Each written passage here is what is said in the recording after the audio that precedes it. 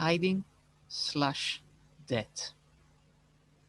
When someone knocks on my door, this causes me a great deal of stress. It doesn't bring me a nice feeling, unless I expect someone, of course.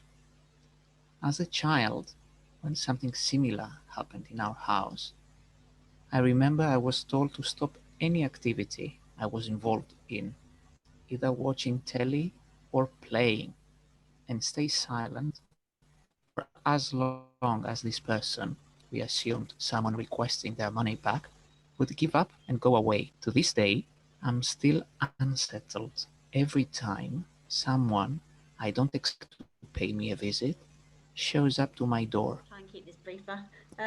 My story was essentially on the two words universal credit and trapped. My naivety of the social security system that I stupidly thought was meant to be there for you when you needed help in this country due to whatever reason, whether that be job loss, illness, or situations beyond your control.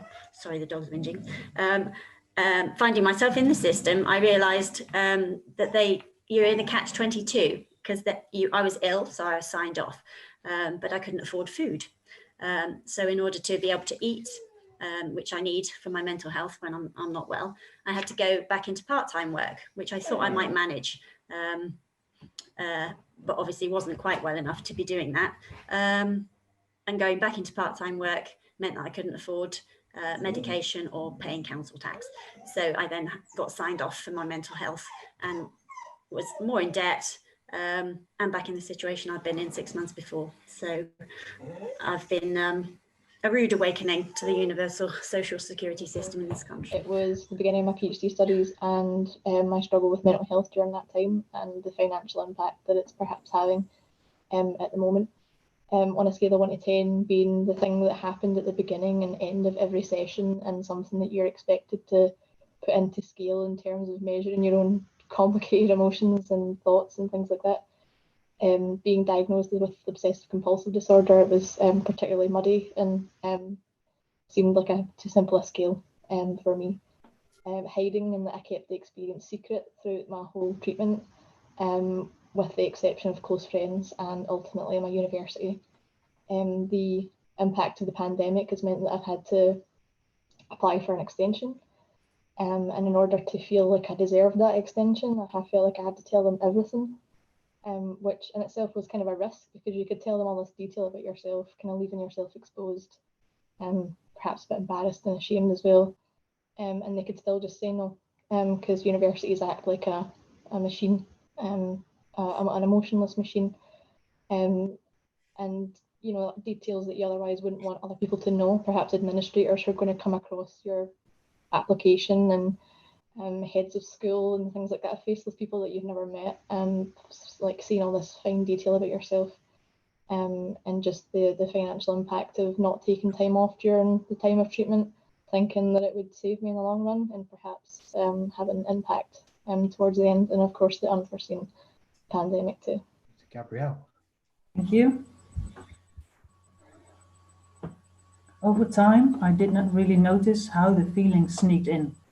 And if I did, I tried to ignore it as much as I could. Only until a few years ago, during and after my recent study, where my life experience was helpful instead of something to feel ashamed of.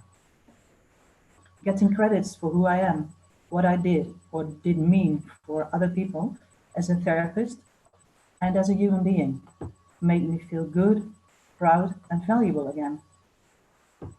From feeling tiny, unimportant, to back on my feet again, empowered, and having faith again that I will find my way to do the things as I like it, like I am, not because someone else is telling me how I should act, feeling unnecessarily humble.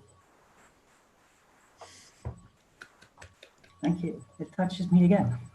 So mine's is a bit of a silly story, but it's a bit of a positive one. I think it's a wee victory over some of the stuff we've been talking about.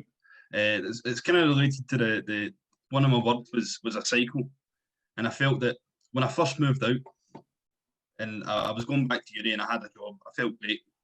But like I said, one wee thing can start a cycle, For me, it was the job. I used to work fast food, and I would have to work night shifts. I would have to work long hours. You don't get paid an awful lot, and after maybe a couple of months, it started to really affect my mental health. The hours I would work meant that I actually missed exams and things like that. I slept in for exams, and that just makes things worse. I started phoning in to work to get out of work, and of course that means I've got less money. It just increases my stress, whatever. But really, the worst thing about it was we had this terrible boss who was he was like a stickler for the rules. Okay, he made it so that you had to put on 30 grams of lettuce on each burger. We didn't have any scales. So, it was ridiculous and impossible. And I kept getting pulled up for it constantly. That and some other things as well. But one day we're in, and I'm the only person in the kitchen. You need 4 people to run the kitchen. And of course, the managers aren't helping. They're sitting in there in the office doing nothing. So I'm just trying to work the beef and the chicken and everything at the same time. The only time they come out is to shout at me and say, "You've not done this correctly, you've not done that," whatever.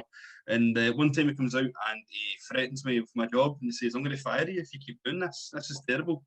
So as soon as he went back into his office, I put my stuff down, I turned off all the equipment, I took all the beef and the chicken and all that out so it wouldn't go on fire, and I just left. I went and got a crate of beer and I went home and I get drunk.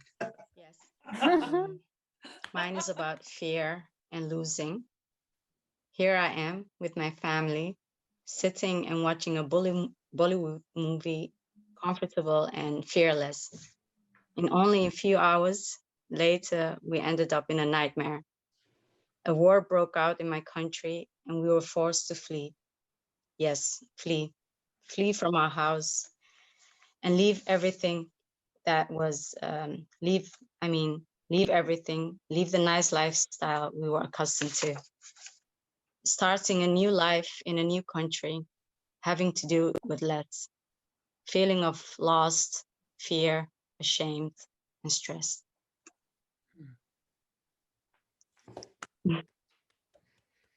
Thank you. Ignorance and being wise. So it's on one side is ignorance, on the side is becoming wise. That's the ignorance and becoming wise. And mine is basically when I was younger, to me, it was a norm to the way the life was. And I didn't know any different what poverty was and really didn't understand because everyone around me was in a similar situation. And because I didn't know any better, it was very difficult to compare with anyone. As I grew older and came out of poverty and secured good job, and I started to see the wider world, I had realized what poverty was, and I was a victim of poverty. And now thinking back, I wish no one has to go through poverty because it creates a very unfair world. Thank you. Until now, I always work with pictures and music, but it's a picture this time, which has to do with one of the important things in poverty, exclusion and dignity, in my point of view. And now again, I'm going to try to share my screen to show you the picture. 1 minute. It's this one. I think when we talk about poverty, this is the basic feeling. And it doesn't matter who does this to you. Is it the boss with a job, as you told us, Aaron? Is it somewhere from social welfare? Is it a teacher? Is it the neighbor? Is it Caroline's story, the little boy? They all have their judgments on you. And the longer you are in poverty, the more you get the feeling you have a nobody. You are a nobody. And you just have to listen to the left guy. And I think that's what poverty does to you. That's the central theme: humiliation, exclusion. And it takes, it's a hell of a job to stay in touch with yourself. And Sartre has said, l'enfer ce sont les autres, which means the hell are the others. And that's what I try to teach people when I coach them. It's not only up to you, and maybe it's more up to them. It's not a story, it's a meaning. It's called Ode to the Self-Employment Income Support Scheme, which I explained to my group was a basic income for me when it was desperately needed. I lost my dad, my best friend, within a few days of each other as the pandemic began and those left behind could not be together. I'd taken a chance, left my job just a little while before. As the pandemic went on, would my grief, a closed world, mean I could not work anymore and lose my flat when I'd lost enough already? I almost couldn't face that. But help arrived unexpectedly as self-employment income support. I had the time to grieve. I wasn't ready yet to thrive, but I could at least hold down the fort. Very much, Richard. And I wasn't going to read any of mine, but because it actually connects to something that other people have been saying, I'll just read a little bit of mine. So here goes. And with that, I had 3 patches, layered one on top of another on the right knee of my jeans. The other knee had only 2 patches. I put the jeans on and thumbed the edge of the patch. Cool. How many other kids had 5 patches on one pair of jeans? There weren't that many that had any, as far as I could tell. Who was it? Yeah, Huckleberry Finn. That's who I look like. Except those were overalls, weren't they? Still, pretty cool. Mom told me to be more careful, but I didn't really see how. Jeans got ripped, and then you patched them.